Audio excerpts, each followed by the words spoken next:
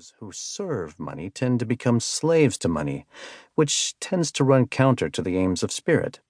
Money can corrupt those who serve it as surely as any demon can, and I think it is fair to say that a lot of the problems facing our world today are caused by people who are obsessed with money.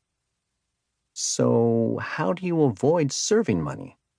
One way that people avoid serving mammon is by ignoring him entirely. This may in fact be the best way from a purely spiritual perspective. Certainly, since the counterculture hippie movement of the 1960s and 70s, anti-materialism has been commonplace among witches and magicians. It is a noble tactic and one that really works if you do it wholeheartedly. The problem is that most people do not do it wholeheartedly. If you are going to do it, then you really need to do it. There are only two ways this has been a successful approach: become a monk or nun, or become a homeless wanderer. Anything short of this is just kidding yourself.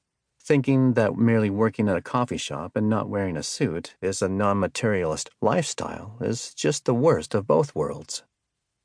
For those wishing to become monks or nuns, I have a list of contact info for Buddhist and Catholic monasteries you can apply to. If you would rather wander the earth, I also have a number of Tom Brown Jr.'s Tracker School, which includes survival training, in the New Jersey Pine Barrens. Spend a few weeks with him, and you'll be able to walk into the woods and be self-sufficient there for life, with just a good knife and the clothes on your back.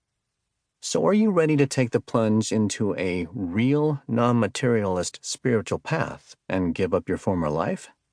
No? Me neither. For me, this option of giving up the Western lifestyle was real. A Tibetan Lama offered me the chance to stay in Nepal and study with him as a yogi for years and years. When I said no, as I suspect he knew I would, I realized that if I was not going to take a non-materialist path in a serious way, I would need to bring materialism onto the spiritual path in a serious way. If we cannot serve money, and we cannot avoid money, that really leaves only one option: to master it.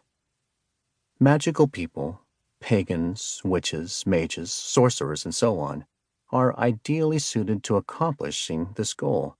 We have experience in taking things the rest of society has deemed sinful and making them sacred. We have taken sex and made it a healthy part of the spiritual path.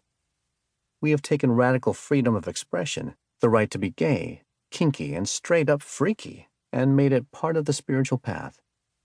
We have taken spells and magic and made them part of the spiritual path.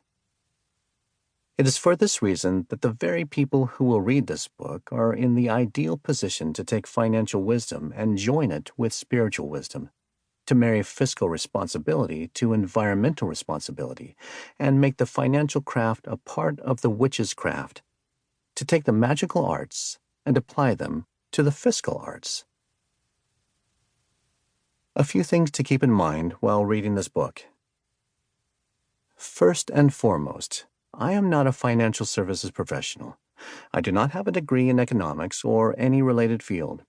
The non-magical advice in this book is fairly mainstream and common sense, but should not be considered the advice of a professional.